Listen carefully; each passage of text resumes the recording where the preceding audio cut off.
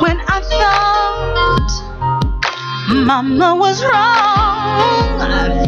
Mr. Wrong picked up the phone. Oh, just when I thought I was on my feet, he came to me, just like Mama said. And oh, he came back to me. Just one day, here it hurt to me. He turned to me, but my heart didn't want him. And at that moment, don't you know, I believe Mama said there'll be days there was gonna be days like this. My word that is gone. Oh, I believe a good woman ain't hard to find, but a soulmate don't come every time. Oh, yeah. Good evening, everyone, and welcome to the Drive at 5 on IntellectualRadio.com/iHeartRadio station. I'm your host, Roman, and we have a terrific show for you today. Well, you know what? I shouldn't say terrific. Should I say soulstress show? A terrific, grandiose show? We have a show for you today. Oh, there you go. We have a show for you today. She is one of Chicago's, they label her as the Empress Soul Songstress, and being compared to Jennifer Holliday. I heard Toni Braxton. Am I right? I don't know. You said you heard it. Did you? Anita Baker. Anita Baker, Sarah Vaughan, a female version of Luther Vandross. I love it. Yeah? I even love that. She is an entertainer, songwriter, actress, producer, and philanthropist. I like that part the most. Wow. You name it, she does it. Her very own non-for-profit organization called Better Love Yourself is gracing our studios today, live in the flesh. Give the Drive at 5 welcome with the Thunder Gang for Terisa Griffin. Welcome to the Drive. Thank you. Where's the thunder? Give me the thunder. Well, I found some news out about you. You were born and raised in Louisiana, which nobody really knows. They always picture you as a Chicagoan. Can you tell us about that? I think a lot of people know I'm from Louisiana, but Chicago has truly embraced me, and that much I'm so grateful for. I'm grateful to God that I was able to come here and make a life for myself and have the wonderful people of Chicago embrace me, because they didn't have to, and they did. Well, let's say to the listeners at the Drive at 5 and IntellectualRadio.com, your father has some strong spiritual background, and he was a pastor. He was. Yeah. So tell us about growing up with a pastor in a household. And it was his household. We grew up in it. I have 3 sisters, and we all sing.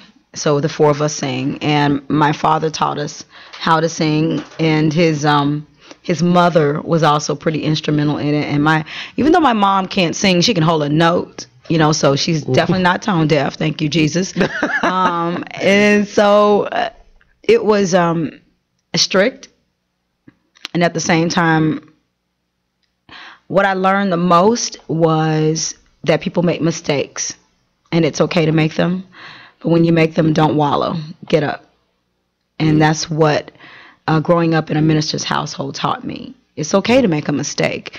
The Bible teaches you that people make mistakes all the time, and God was very forgiving. So you can't hold it for forever, And at the same time, once you make a mistake, you have to forgive yourself, and then you have to move on. Don't stay there and wallow in it. Some people make mistakes and they keep making them over and over and over again. But I'm one of those people who say, okay, I made my mistake and let me move on. It kind of reminds me of this song that I've learned recently. There's this song called Over and Over and Over Again, He Blessed Me. Mm-hmm. And that reminds me of what you just said. Well, he definitely will keep blessing you over and over again, even if you don't deserve it. So I love that about God. So So it's kind of like you in your bio you call Illinois your adopted family. Yes, it adopted me, and I guess I can say I was an orphan when I came here because No. I didn't belong. I mean, come on, I came from Monroe, Louisiana, not New Orleans. I came from Monroe, which is rural, very rural, and it's in the northern part of the state. And even though you could drive the whole state probably in 6 hours, Louisiana is that little boot that is at the it's the little boot that's at the bottom of the United States. When we were growing up, they always said it's the boot for the man in the map, and we're right there at the bottom on the Gulf. And it didn't take a lot of money to live there because people lived off of shrimping, and they lived off of their rice crops, and they grew a lot of their food in that entire state. So when people say, oh my God, how was those people living like down there in Katrina? But a lot of those people grew their own food, and going to catch fish was a part of life. If you can catch you some fish, people kept frozen shrimp and stuff like that, in their refrigerator. And my dad went hunting. So I grew up a whole different way. So Illinois did adopt me. When I came here, I was extremely country, not to say that all of that is not still a part of me. But there were a lot of things I had to learn in a crash course, and I had to learn it quickly. And I ended up living in my car in front of Farrakhan's house. Wow. Because I made the choice to move here. No one else made that choice, and I had a responsibility to take care of myself. And until I could, I lived in my car. And once, let's just say the safest place in Chicago is in front of Farrakhan's house. and they were so kind to me. And, those brothers watched out for me. And, it was just everything was a blessing. Every step was a blessing. People ask me, who is my manager? And I always tell them God is. God is my manager. He has managed my career. And when people tell me, oh, you know what, you should be bigger, I should be exactly where I am because I am happy. And if you can find happiness in life, then you found everything. It's not to say that we don't have disappointment, but if you can appreciate what God has given you, you can find happiness in it. And my goal every day is to be happy. You mentioned that the downfall of Terisa Griffin. Can you... No, I ain't mentioned the downfall. You just said it. Well, I don't have no downfall, but go ahead. Yeah, okay. You mentioned about staying in the car in front of Louis Farrakhan. That was an experience. That wasn't a downfall. Yeah? Yeah. Okay. It was a choice. It was the safest place for me. And sometimes we're waiting for family to fix it for us and to do it for us. And sometimes family is not going to fix it. They're not going to do it, And my thing was, my dad always taught us that, when you make a choice, you live with it. I came here. They didn't ask me to come. The situation with my family wasn't what I thought it should be. It wasn't as supportive. And I felt like I needed to move, on. I needed to go because it wasn't congruent with the life that, my parents had always given us. And so living in my car gave me more peace. So it wasn't a downfall. It was my situation that I chose. It was either that or go back home. And failing was not an option. So you were determined to kind of like move to that direction of where you are today. I was determined to have the career that I wanted. And if you don't invest in yourself, who else will? A lot of people are waiting for somebody else to invest in them. I'm not waiting for anybody to give me anything. Nobody owes you anything in this life. When you come into this world, whatever your situation is, it is just that. It's your responsibility to make the best out of it. And that doesn't mean that it's going to be easy because whoever said it would be. Our responsibility is to live our best life. You have... As you said, Chicago has adopted you. You have adopted Chicago. Who cares? Okay. Who cares? Right. I'm here. Right. You're here in the flesh. Yes. When I went over this, I was like, wow, you have an impeccable, almost like an anthology of a background, if I can put it to you nicely. Okay. Don't put it to me ugly, but just put it to me. Go ahead. Okay. I'm waiting on you, Roman. Come on. Yes, Pastor. Yes. Yes. I'm with you. Yes. Come on. You went to nightclubs. You Yes. have gone to nightclubs, and you asked the nightclub owners to give you that shot, give you that chance, give you that opportunity. Yep. Can you explain to the Drive at 5 listeners on iHeartRadio that going up, that first nightclub that you approached, and that set the tone? And I have a follow-up question after that.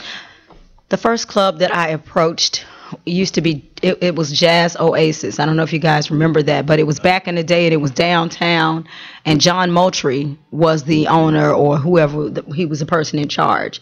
And I didn't care what night it was, just give me a night. I didn't care how much they paid. I just needed a night because I needed to start somewhere. And before that, I had worked with a band called Machine Company, and we had gone as far as we could go. You know how T.D. Jake said there's a time and season for everything, and when that season runs out, you move on. And I'm one of those people that don't mind moving on. So I felt that the best way for me to move on was to create my own band. And at the time, I'll never forget, the drummer's name was Pete. And I met all of the band members through a girlfriend who did hair. And she also got me a job at this place called Lincoln Technical Institute. And I said, I need my own band. And she said, well, where y'all going to play it? I said, I'll get a gig. I'll find a gig. And I went down there and I talked to John, and he kept saying, yeah. I was like, I'm not going to leave till you give me a date. And he gave me a Wednesday or Thursday night. I still have the little red card, because back then the little card used to have what artists on had the whole calendar on one little 5x6 card, and you a 4x6 card, and you basically had your date on there. And I was so proud of it, I still have it, because it was my first date by myself. And then after that, Jazz Bulls. And after Jazz Bulls, I ended up at the Green Dolphin. And the Green Dolphin became my home. I never wanted to work several clubs. That wasn't my thing. I wanted a place where people would say, you can catch her here. And even now, I've moved on from doing clubs unless, I'm on the road. I try not to do a lot of clubs here in Chicago. I try to do a once a quarter thing at the Sabo Museum and have all my fans come there, and they get food and they get drink, and and I put on the show, and I get to snatch off wigs and all sorts of other stuff.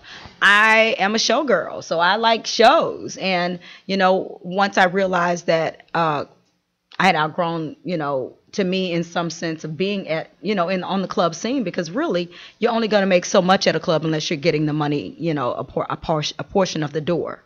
But I needed to, move my career in other directions. And that's not to say that I won't do a club. It's just that I need to get paid if I do it. That's all. Nothing wrong with that. Everybody got to get paid, right? Amen. Because I got to pay my band.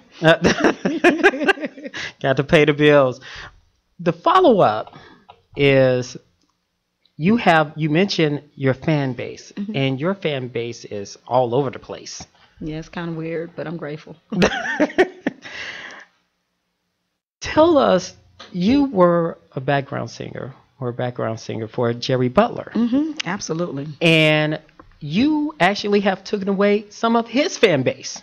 I didn't take it away. I borrowed it, because they're going to come back to him all the time. You know what I'm saying? I just borrowed some. I'd like to think that he was kind enough to introduce me to the world. I got to travel all over the world with him. And the good thing is that I didn't just sing background. He spotlighted me on his song, Ain't Understanding Mellow.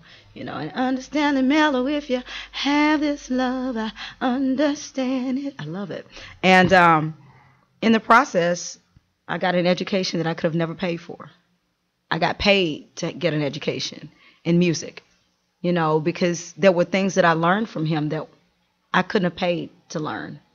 And he is probably the epitome of class. He is history walking. He truly made me a part of his musical family and his family. He let me borrow his family. His sister is like a second mother for me, and I can never thank him enough. When we come back, we will talk. It was a lot for you, wasn't it? It was a lot for you, wasn't it? No, it wasn't. It was like it was time for the go break. It was a lot for you. I could see that it was a moment. You looked at me like, really? No. When we come back, we will talk about not only Jerry Butler, but you have performed with other classics and been compared to, a lot. You are like an anthology album compiled into one. Well, that's a compliment. That's a compliment. I took it as one. Thank you. Oh, okay. When we come back, so sensitive, Roman. No, I am not. I think we'll do All Right. I think that'll be a good choice for us at this point. So what song are we listening to? We're going to listen to All Right. Okay, All Right. And when we come back, we'll talk more with Terisa Griffin, and you're going to explain about the soundtrack you're about to play for us, right? Okay.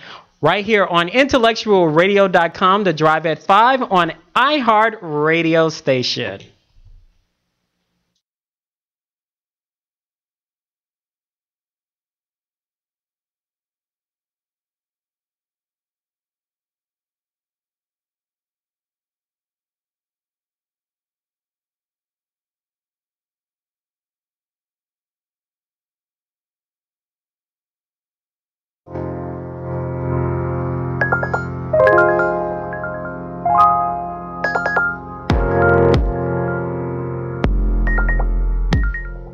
Dear sisters, sometimes we forget the advice of our mothers and all the valuable things that they already know. Let me tell you my story. I asked myself the other day, will I ever get over the hurt and pain from loving the wrong man? Beg myself to let him go, but oh hell no, my heart wouldn't give in. So my girlfriends just listen. My mama said he will return. Oh baby, but you will learn. Your heart won't listen, 'cause it will know that he ain't worth it. I believe Mama said there'll be days like this. Take my word that it's gonna miss. I believe a good woman ain't hard to find. But a soulmate don't come every time. I believe just as sure as the shot as sure. Brother, son will return one day. I believe. No, you can't keep a good woman down. I believe. 'Cause her girlfriends will be around. I believe. Just when I thought Mama was wrong, Mr. Wrong picked up the phone. Oh, just when I thought on my feet, I was on my feet. He came to me, just like Mama said, and oh, he came back to me. Just one day, he returned to me. Returned to me. But my heart didn't want him.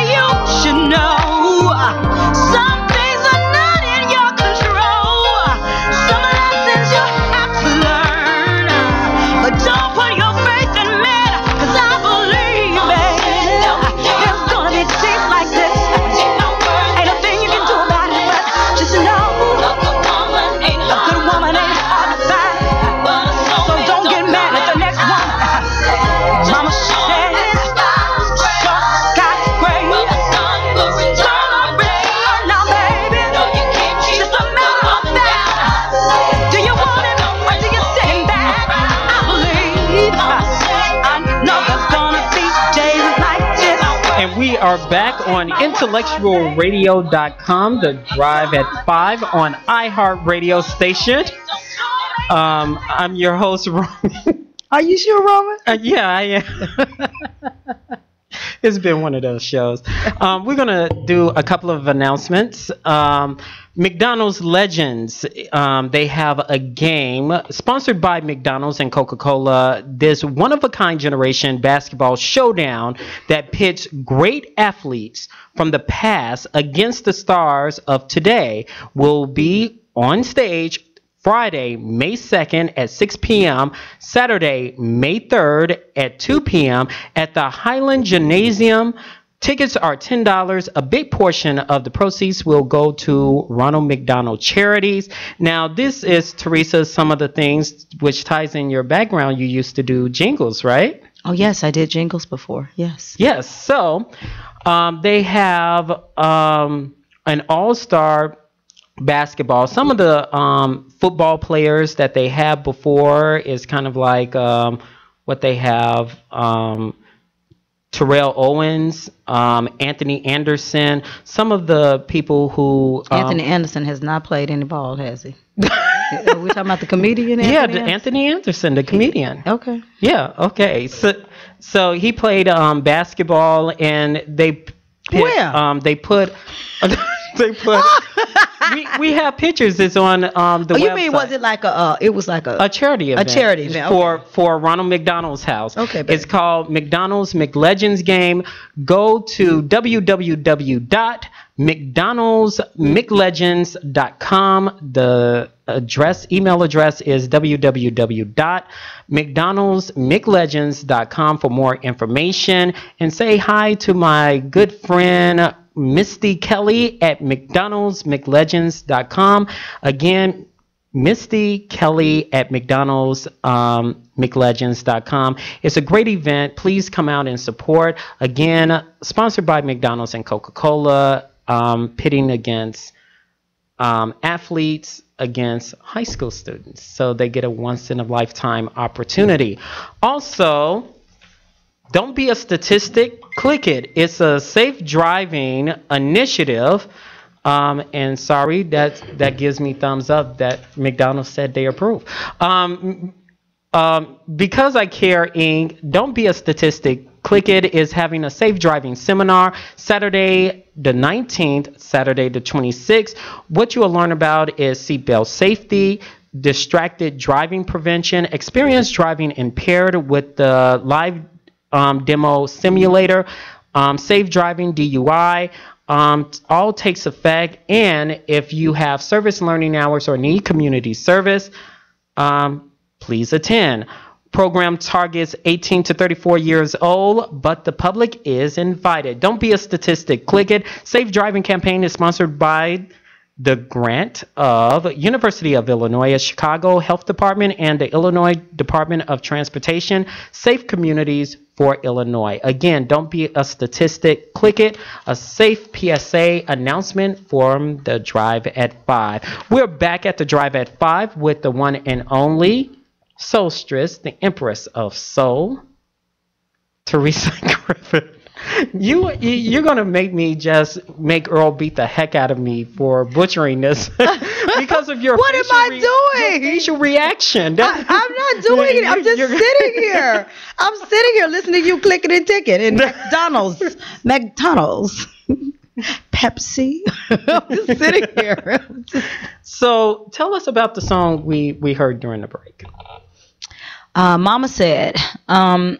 Actually, I wrote it because, when anything goes wrong, the first person you call is mama. Mm-hmm. So Mother's Day is coming up really soon, and this is one of my mom's favorite songs. But I just got tired of women fighting over men and not realizing that, first of all, why are you fighting another woman over a man? It just makes no sense whatsoever. And if he's not your soulmate, because your soulmate is something that doesn't come along every day, then you're certainly not special enough for me to be in a brawl over, But it's also about self-respect.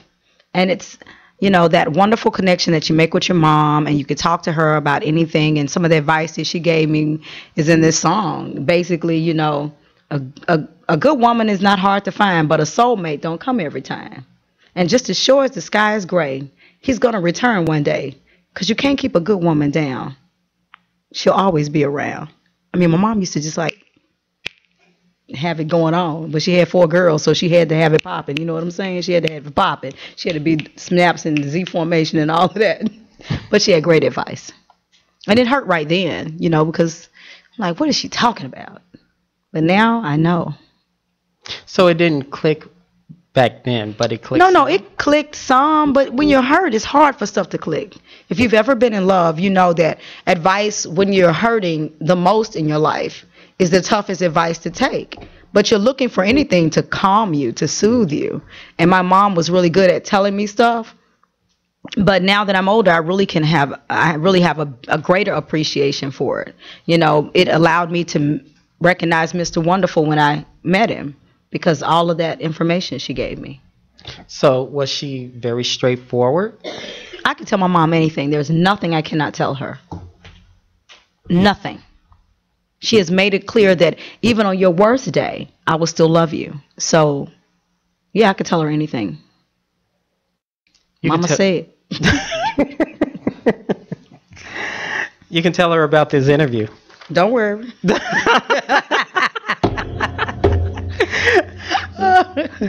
So once we went on the break, we talked about the Jerry Butler, but you also performed background for other well-known. Patti LaBelle. My sisters and I were on the road with Patti LaBelle. 3 of us went on the road. Adrian said she only sang for Jesus, so she didn't go on the road with Patti LaBelle. But Marianne, Anitra, and I, we sang backup for Patti. And my season was over with that. And I went, you know, I just wanted to see how it would be singing backgrounds with my sisters for somebody else, you know. And that was a very surreal and nice experience, and it was time to go. I still love Miss LaBelle. I still love my sisters, but it was time to go. Next.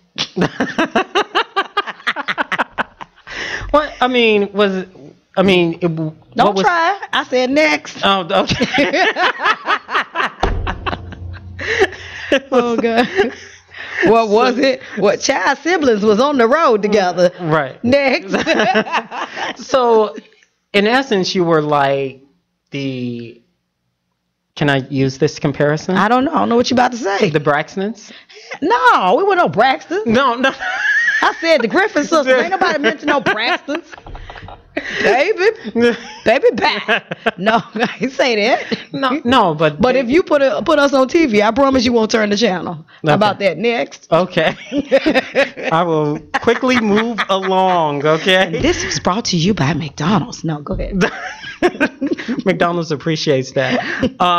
You were also the warm-up acts for the OJs. I don't warm up anything. I make it hot. Oh, okay. Okay. What? They hired me to do a job. They asked me to warm up. I don't warm up nothing. That's bread. Okay. So you were Am I making you nervous, bro? No, you're not making me nervous. You're performing with the OJs, Roberta Flack. Mm-hmm. You mentioned Patti LaBelle and Rashawn Patterson. What was like? You turned the house out. And Frankie Beverly and the Mays, and Uncle Charlie, and a whole bunch of other folks. Yeah, it's work. It's work. You get on the stage and you do your job because you don't want anybody to forget you were there. It's your moment. It's what you live for.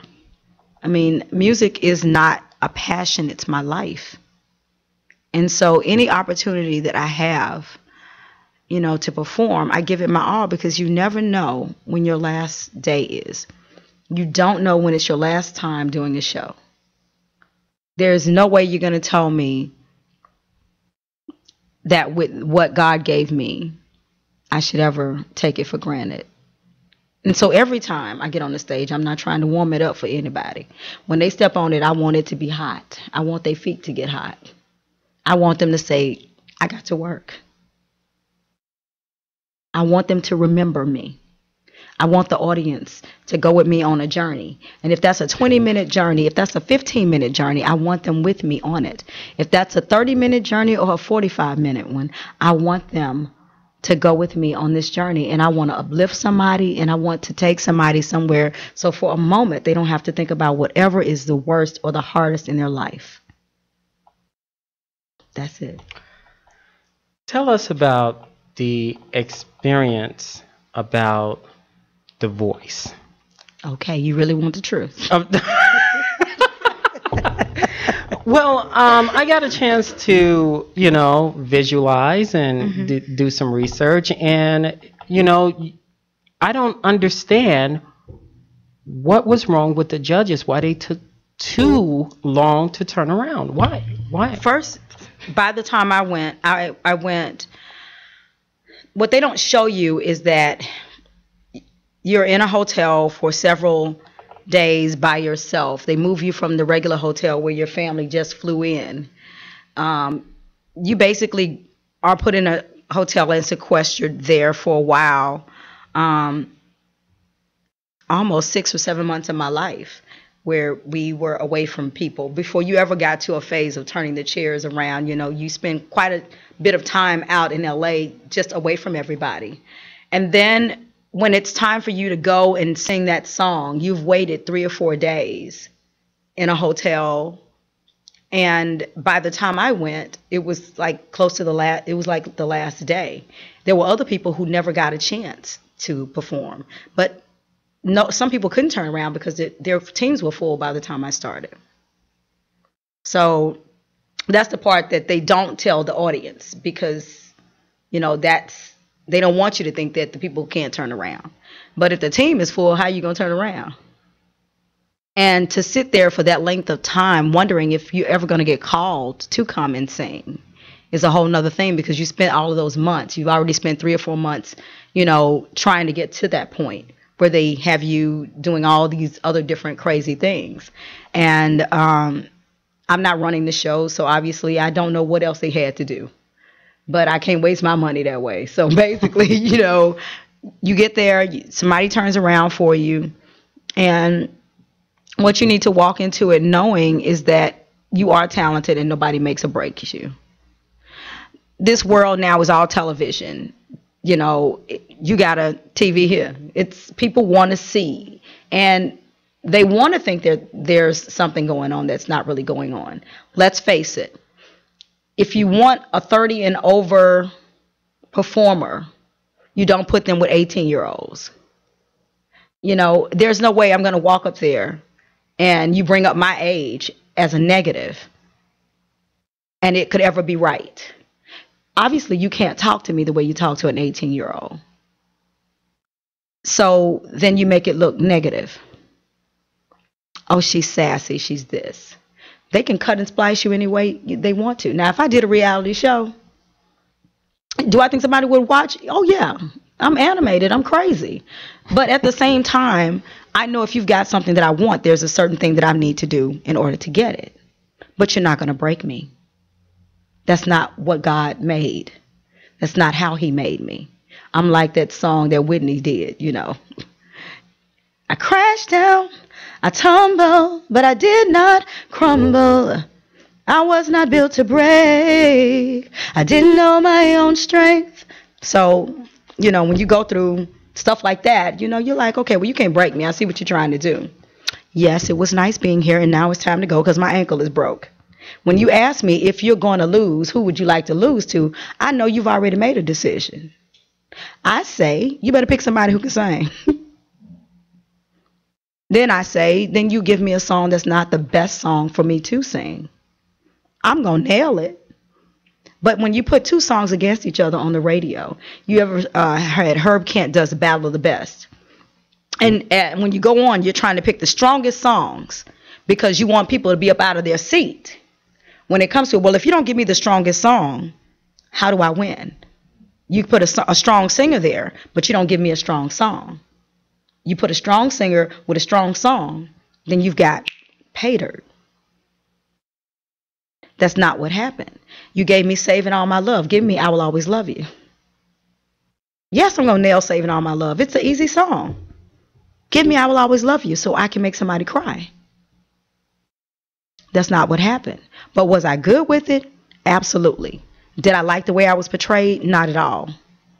But when you give us a contract and you say you can kind of do what you want to, and I say, hey, I don't advise you to do that. At the end of the day, what they could not do was steal my joy. The person that they decided to put against me was a child that I had mentored since he had been there. So I was good with leaving with him singing. He was devastated. He was hurt. And what I told him at the end of the show is nobody beats me. This is not about you beating me. But this is your talent. And your job is to do your best. And it doesn't matter who it's against. You do your best and you let God handle the rest. When you go on these shows, you cannot go there without a plan. My plan was for folks to see me. And now I have another platform. Did I lose? No, I never lose. I won because nothing beats a failure but a try. Can you say it with me? Nothing beats a failure but a try. Come on. Nothing but a failure but a try. Nothing beats a failure. Nothing beats a failure but a try. Amen. Praise the Lord. Hallelujah. Thank you, Jesus. When we come back, we'll talk about your production company called My Naked Soul Production. Yes, naked. And I know we're always naked at the Drive at 5. Woo! So, and here I am with a mink sweater on. Ooh, Jesus. I'm going to keep him on. Yeah. We're having so much fun with Terisa Griffin here at the Drive at 5 on IntellectualRadio.com/iHeartRadio. We'll be back. Tell us a little bit about the next cut that we're playing here. Oh, I did that song in the video with Rahman Dunbar. He's in the video. It's called You Got Me. Oh, you got me. Well, you always got me. We'll be back right after that. Can't you see how really good you feel? Got me hypnotized. Is this for real? You got me. Oh, you got me. Oh, you got me.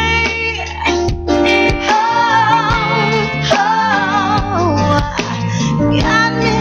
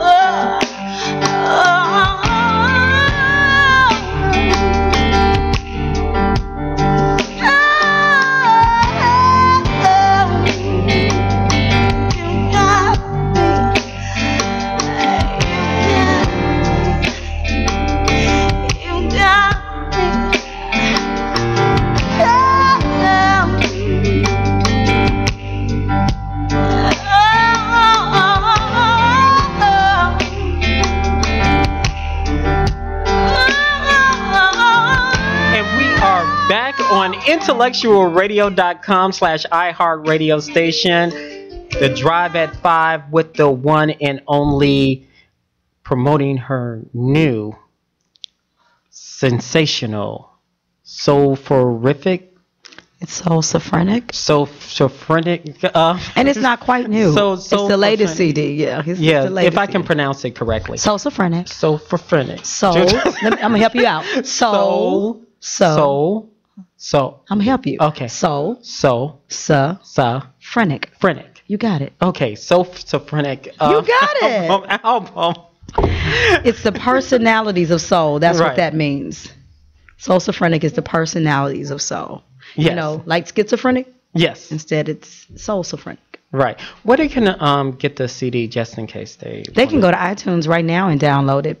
Terisa is my name. Terisa Griffin, Griffin. So they can go to cdbaby.com or they can go to iTunes and they can download it. They can go to my website, terisagriffin.com, and they can just go to music, and all they have to do is press one of those little discs on there, and it'll take you to whichever one you want. There's My Naked Soul, there's Songbird, Soul-Sophrenic, Personalities of Soul, and Soul-Sophrenic Dance, which is all dance, you know, because I like to work out. And sometimes the music is so techy that it doesn't feel enough like I'd either take disco or old school house, you know, if I want to work out. So I wanted to create something that I could just drive down the highway and have a good time with. Cruising on the Drive at 5. What? There you go, on the Drive at 5. There you go. Say it one more time. On the Drive at 5. There you go. I hope you taped that. No, go ahead. You have a production company called My Naked Soul Production. Naked.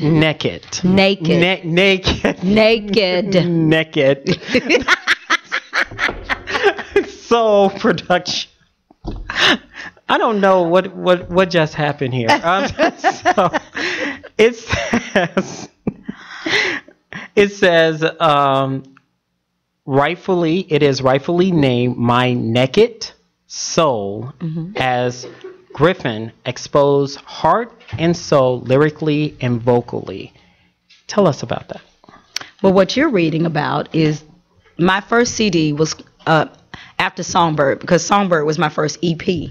My first full CD was called My Naked Soul, and I named my company the same thing, so that it could remind me that no matter what kind of music I turned out, it always needed to be my soul. There you go, unexposed. Very exposed. He actually has a copy of the first CD I ever did, my EP. And on there, I wrote a song for my dad called I Still Love You, that I had to put out because I missed him so much. Just, you know, when you lose somebody who has been your spiritual leader, your father, he was not judgmental either. You know, even though he had his rules when we were growing up, my dad was really like mad cool. So I just missed him, and the loss was so tremendous that the only way I could express it was by writing the song, you know, tears like diamonds fall from my eyes. Within my heart, a sea of pain I've cried. It's all because I still love you. My heart says that it's never too late. I'm still loving you with every single breath I take. And even if time is erased, my soul is lost without you, Daddy. And I can't stop loving you. And we actually, the movie that I did called The Truth, where Hill Harper directed it, and it's won lots of awards. That this song is the featured song for that movie, and I am very proud that I showed my naked soul and wrote it. Hence me naming my company My Naked Soul. So you also, with this company, you wrote jingles. Can you tell us? No, I sang jingles. I sang the jingle for Oprah. Where can you stop when you want to get started? Get in the know. Da, da, da, da, da. You want to get in style. Make some fire. Who takes you higher than you thought you go?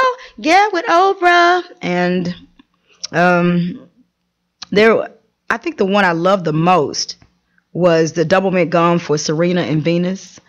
I loved doing that because I am a big Serena and Venus fan. So the double your sentiment, your merriment, double your moment of fun. I just thought that was so cool watching them play tennis. And then I just screamed boom, buzz, ah for Noxzema. You just screaming boom, buzz, ah, boom, buzz, ah. And Representative Jordan died. She was she was one of our representatives, and I think she died from pneumonia, complications with pneumonia. And I got to sing. It was a State Farm commercial or an Allstate. I don't remember which one, but I got a chance because they were honoring her, and I got to sing "This Little Light of Mine. I'm gonna let it shine. I'm gonna let it shine. This little light of mine. I'm gonna let it shine. Let it shine. Let it shine. I'm gonna let it shine." And I just loved being able to sing that. Just, it was like, oh, I get to sing something that, I grew up singing in my dad's church. You're like I said earlier, an anthology wrapped into one. Can you tell us about your new venture for your non-for-profit organization called Better Love Yourself? It's basically you're helping out college students. Can you describe that to us? Better Love Yourself is going on its 8th year of giving kids foot lockers to go off to college. We have a website that's totally separate from our website called betterloveyourself.com. And I will never stop doing it. We give them a foot locker with their comforters, sheets, towels, backpacks, their paper. It's got garbage can, cleaning fluids, detergent, Clorox, pillow, sheets. I mean, it's a starter trunk for some kids to go out to college. I feel like someone should remind them to love themselves, that it's okay for self-love. Too often now we hear these kids ain't doing nothing, these kids ain't nothing, these kids this, these kids fighting, these kids. But there are a lot of kids who are really trying. And our job as a village, we can't wait. I loved Obama's first slogan, which was change. But I think people thought that he needed to do all the changing, and in essence, we needed to change. We need to stop waiting for somebody to give it to us. We need to understand that there's no 40 acres and a mule, and who wants it anyway? Don't give me a mule. You can keep your 40 acres. What I want is a life where we can live equally, and for us to understand that we are equal. Because why is our mindset that we aren't? We need to reprogram and understand that the government does not have to do it. And the only person that's going to keep us down is us. And my reminder in Better Love Yourself to these kids is there is nothing wrong with you. You are a blessing because you are here. And all you have to do is to learn to love yourself better. I love you. I'm giving you this. Can you promise me that when it comes down to sex, you will put a condom on? That you will say, I'm special enough for you. If you won't put it on, then I won't be with you because I'm going to love myself better. And all of that goes in that trunk. It's a day where we give them workshops, and we even talk about money, because what we mostly hear our parents say is that we don't have any. Well, we need to start programming our kids saying we ain't got none. We don't have enough. And say, we can have enough. All I need you to do is to get through school because mama's going to do the rest. We might have to budget, but this is something you need to learn to do anyway. We can't start talking about them about not have. We have to talk to them about what they have, because if you've got a parent that loves you, you're halfway there already. And if you don't have a parent that loves you, because we help kids in foster care, we've got enough mentors to get you through it. That is my promise. It is my legacy. If nobody ever remembers a song that I sang, if they can remember that I helped a child along the way, then my living has not been in vain. You also talk about self-esteem with your non-for-profit. Could you tell us a little bit about that? Absolutely. It's self. It starts with the word self-esteem, not somebody else. So-and-so don't like me. Well, who cares? They like Jesus Christ. And he was the Savior. So we can't expect everybody to like us. But self-esteem is the one thing that you can have that nobody can take away unless you give it to them. So we talk to them about that and reinforcements of that. What can you do to better love yourself? But if they go to our website, betterloveyourself.com, our application is the due date, the last day they can mail it in is June the 7th, I believe. But go to the website and see. And if you have a kid who's graduating this year, which is in May or June, whichever one they graduate, please go ahead and get the application now and fill it out and send it in before June 7th. Tell us about your up-and-coming project that's coming up. I do one-woman shows, and I perform a lot with the one-woman shows. If you want to see me, go to my website or sign up for my emails at terisagriffin.com, and I can definitely send you an invite to come out to our one-woman shows. And my project that's coming up, Time for Music. And that's all I'm going to say about it. Uh-oh. And tell me something I don't know about Terisa Griffin. It's a lot you don't know about me, so we'll be here all day. Okay. She is happily married. Right. Okay. Well, as we wrap up, I know you going to say, you know what, Roman, no. But I'm going to ask anyway, because Earl back there is melting like butter. Could you sing us out? Earl is a real fan. Oh. You know,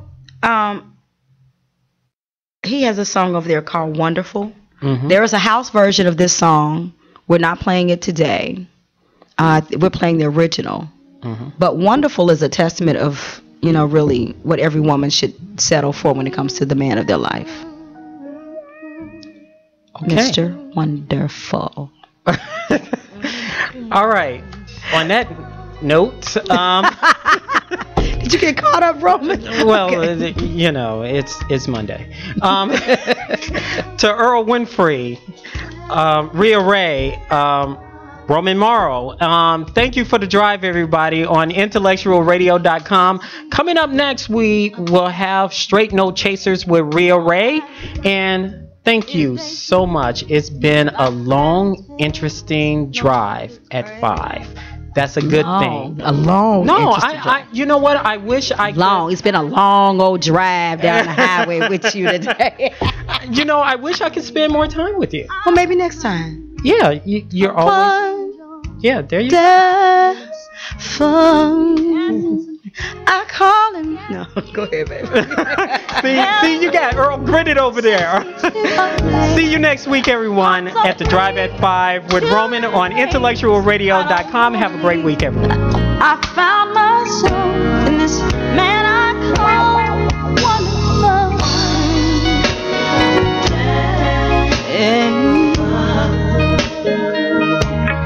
I call him.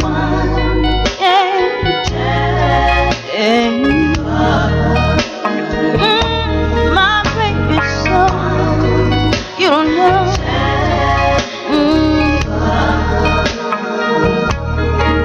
He's so he's